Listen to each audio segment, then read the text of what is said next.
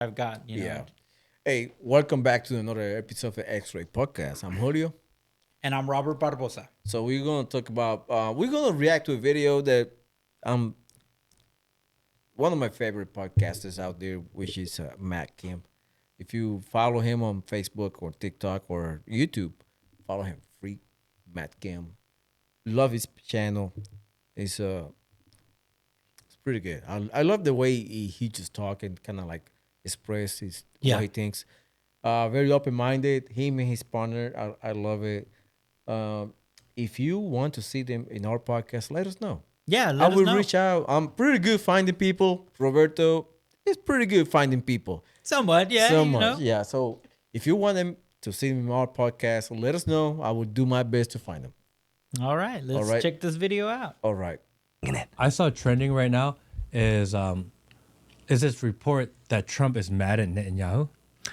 I heard about that too. You want to dig into that? Yeah, the report was that Trump is upset with Netanyahu because he feels like Netanyahu is trying to manipulate him. He's being a little belittling to him.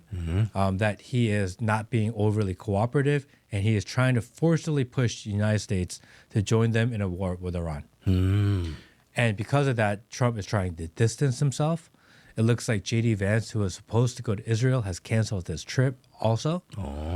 So I find that interesting. I don't know if that's him kind of trying to get ahead of a narrative, because the narrative has been, okay, Trump's, like, let's be real, his approval rating is not high. No, it's actually kind of in the gutter. And then you take that and you add on the fact that he seems so pro-Israel. Yes, well, And then he's like, all right, I need to save something. This is kind of the low-hanging fruit. I can get a little bit of favor back because the left will appreciate it. The moderate right, or maybe the hard right, will appreciate it. So regardless of if it's true or not, let's get this story out there. he is good. He if I may, I believe has a really good barometer on the pulse of what American corpus is talking about. And I think we've noticed patterns in Trump where he's very good at saying, okay, Yeah. things are getting wild here. Let me walk it back a little bit. Which I appreciate. Fair enough, yeah. I actually appreciate. What do you think so far? Oh man, dude, I like both their perspectives. Matt also got it really good. I do believe that he probably said, like, man, Netanyahu, you know what? You're making it sound like you're controlling me, and because let's just face it, Candace Owens has like a strong followers, and with her posting this out and all the pro-Palestinians and stuff like that. And so yeah, I'm sure and now agreeing with this gentleman here, I forgot his name, I didn't get his name, but this gentleman here, he basically said the same thing, like, well, Trump is good on listening to those things. Kind of reading the room, right? Yeah, like hate or love Trump, he knows how to read the room. I mean, he's not the president of the United States for whatever. He knows how to. He's very good, and The Apprentice. You see, he's just good on writing trends or staying ahead of the trends. And I think, yeah, I agree with Matt that I think this was a tactic that Trump does. Yeah. Donald Trump is pretty good. Like you were mentioning, Donald Trump is pretty good, like getting the temperature of what's going on. Yeah. And moving his pieces where need to be, so he can be best positioned to kind of like stay ahead of the narrative, Exactly. because they were like, man, they were on him on the first term, right? They were on him. Yeah, they were. No, and see, okay, so y'all remember when Trump was running against Ted Cruz in the primaries in 2016? There's an interview out there with Ted Cruz, which is I love Ted Cruz. And Ted Cruz talked about this one moment. So I'm leading this story to lead to why I do believe, because some of the people believe that Trump's an idiot or he's just lucky. I don't think that's it. I think he's a smart man. He's very tactical. And I'm going to share a story that Ted Cruz said. Ted Cruz said that and I forgot who was he arguing with. There was a senator. I don't want to. I want to say it was Chuck Schumer, but they were trying to get involved with this bill that Trump wanted to pass in 2017, 2018.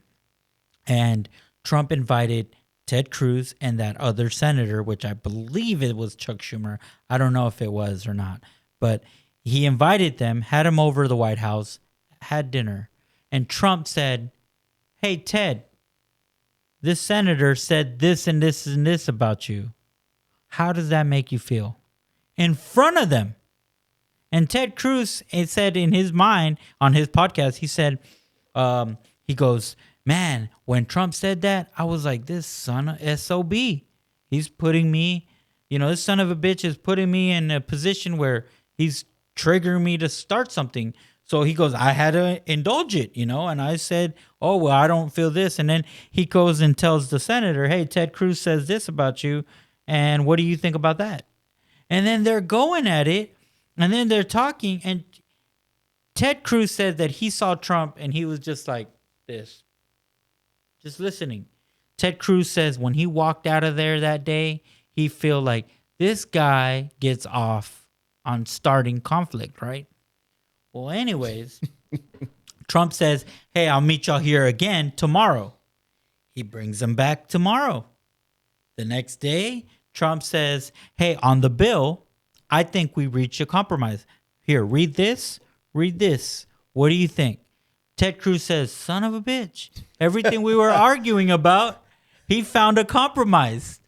So this man literally sat there, listened to the argument, found out what he would give out and what not, and gave them what they wanted, and still he got what Trump wanted.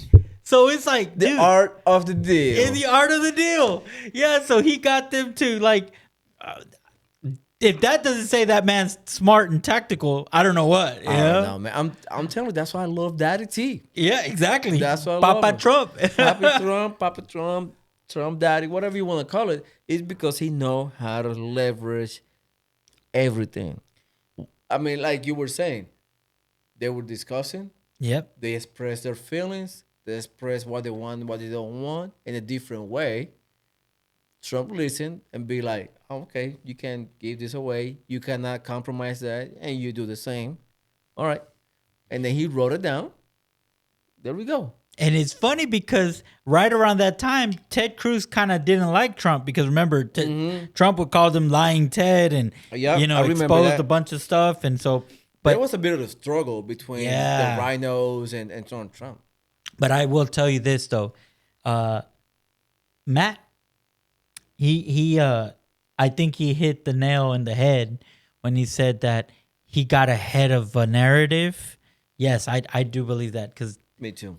this guy is tactical for sure. Too much. I think like that's why It's kind of scary, but it's kind of scary, but I'm glad that he's on our side. yeah, he's a patriot.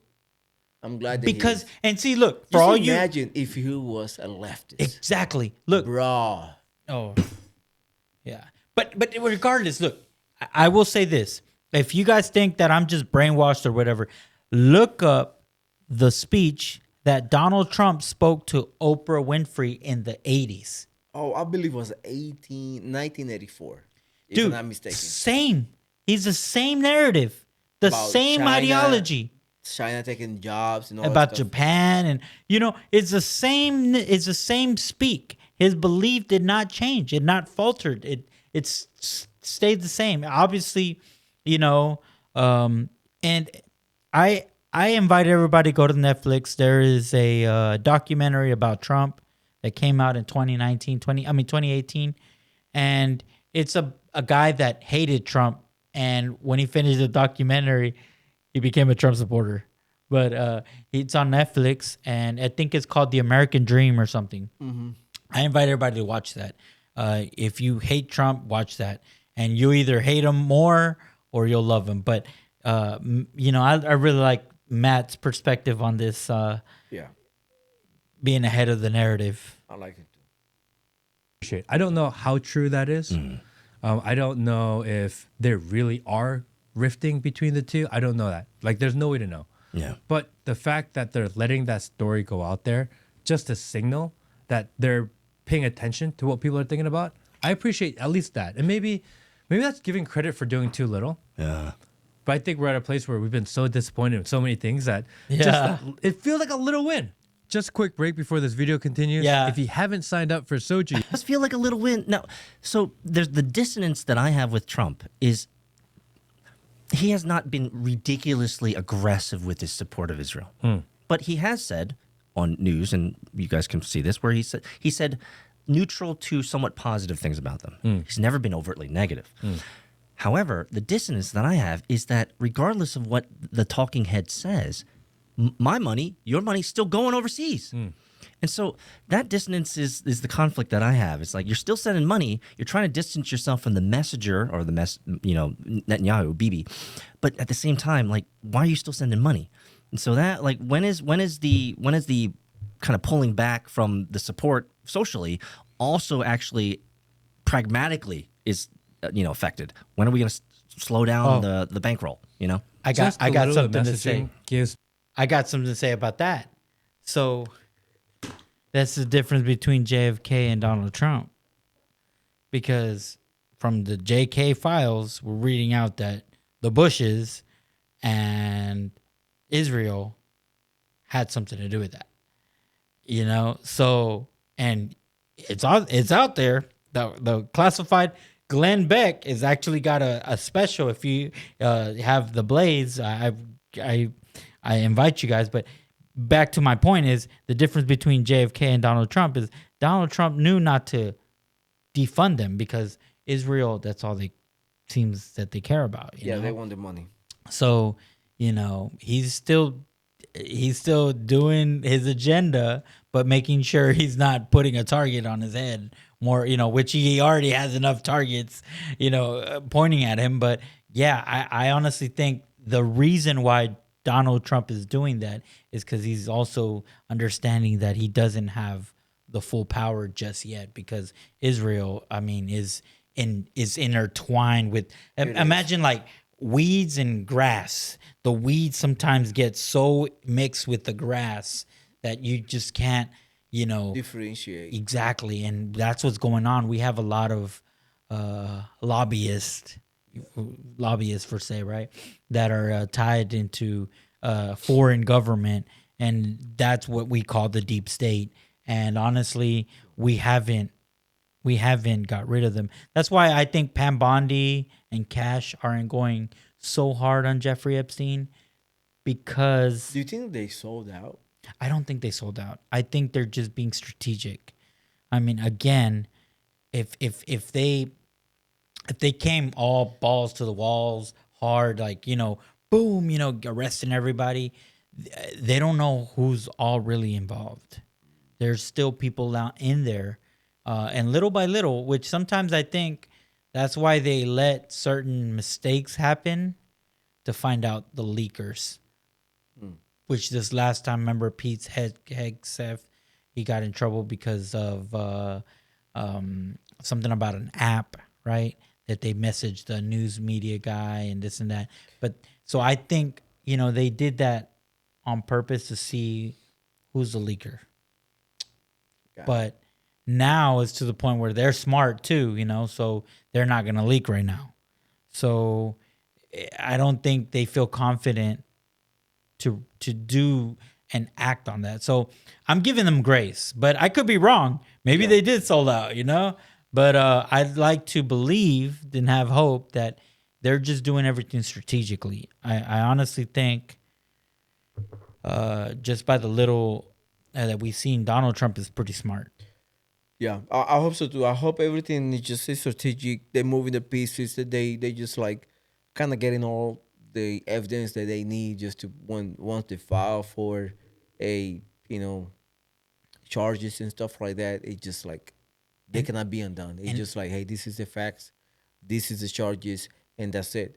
It's not like take it down by technicality. Exactly. You know what I mean? Yeah. They don't want. I think they want to make sure that they got them. They got them for real. Yeah. So I hope 2026 bring two things to the United States: justice and also prosperity. Prosperity. Yeah. You know what I mean? That we see gas prices down low ever back in interest rate low. post Federal interest rate. Yeah, like back like post pandemics, like $1.70 a I gallon, know. like $4.30, 5 dozens of eggs, stuff like that. You know, we want prosperity. We want cheap stuff, and I know the American can do it.